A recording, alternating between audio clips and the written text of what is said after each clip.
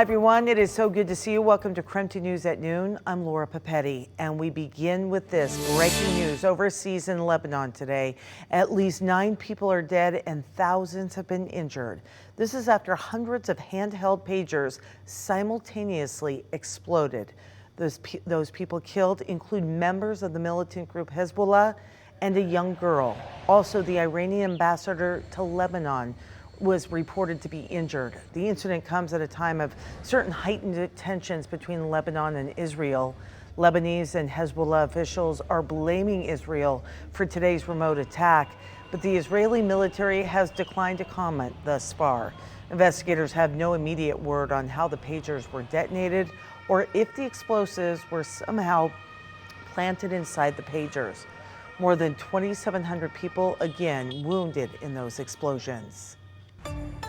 A lot happening overseas and locally. We're going to take a pause now in the day's news and take a look at the day's weather with Thomas Patrick. He is outside with a look at what we can expect. Thomas. Yeah, good afternoon, Laura. About an hour ago, it actually rained really lightly here at our South Hill studios. And then something funny happened. A couple minutes later, the ground was still wet where there was shade, but any direct sunlight immediately evaporated any of that moisture. So it was a very interesting case here. In fact, there is that shower again within the last hour directly over the South Hill. It wasn't even downtown nor on Northtown, and it was barely enough to wet the ground, but I think it stayed wet for all of 5 minutes at most. And I think that is the type of rainfall that we will get for the rest of the day where we get it. It'll be spotty and isolated to begin with, and the rain so light, having a hard time to even wet the ground for more than a couple minutes at a time. But the cloud cover is keeping our temperatures kind of in check here for the most part. I still see 59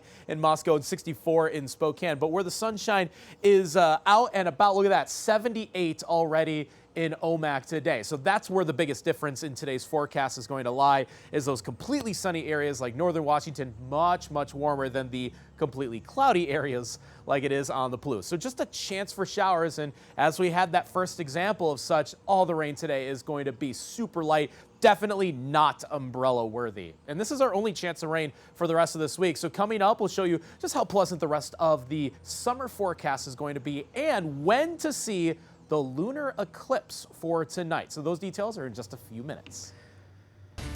Thank you, my friend. Developers are taking steps to ensure property along this South Hill, once meant to become a Chick-fil-A, can still be used for a fast food restaurant. Last winter, Spokane City Council approved an ordinance designating 29th Avenue from Martin to 5th Street as a pedestrian street, which prevents the development of new drive-through restaurants. Right now, the city and developers are in an ongoing conversation about that property. Meanwhile, developers are exploring some new uses for that specific site. And the beloved Spokane sandwich shop is planning on closing its doors later this year. Domin Sandwiches in Spokane has confirmed that they are indeed closing down in December. The current owner is retiring and they won't be able to stay, we're told, in their current location. We did stop by the sandwich shop and they said the community has come out in force to support them. And in fact, they sold out of sandwiches in just 3 hours.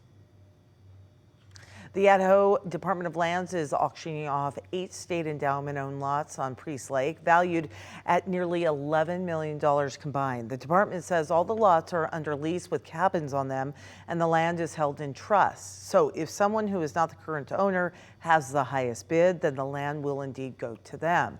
But they will also have to pay the value of the house and personal property on the land to the previous owner. That auction is coming up on Saturday. Also, we are entering day 5 of the Boeing machinist strike, and the company is calling for a series of cost-cutting measures in response. So those include a hiring freeze, pausing pay increases for executive and management positions, ending non-critical employee travel, and suspending outside consultant spending. Also, the company is considering temporary furloughs for many employees, managers, and executives in the coming weeks.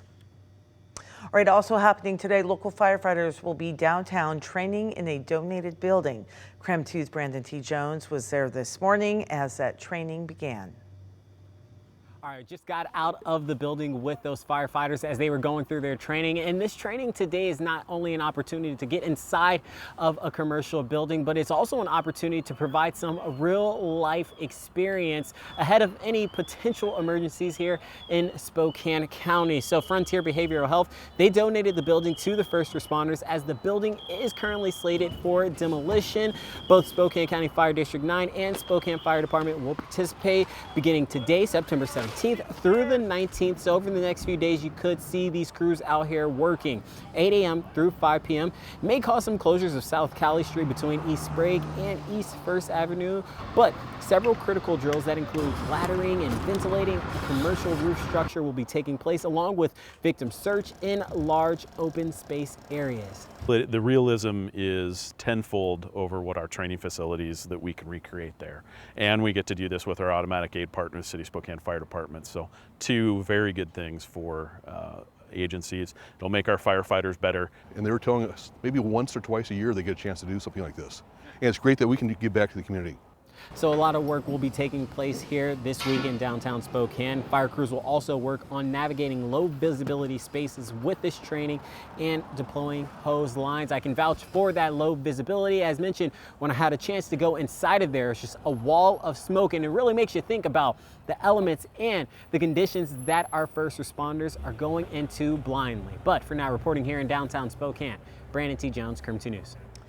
The Bureau of Land Management lifted all fire restrictions on public lands that are managed by the agency all across the state. However, the Bureau is still asking campers to be extra cautious. They say make sure all campfires are extinguished and cooled before leaving a camping ground.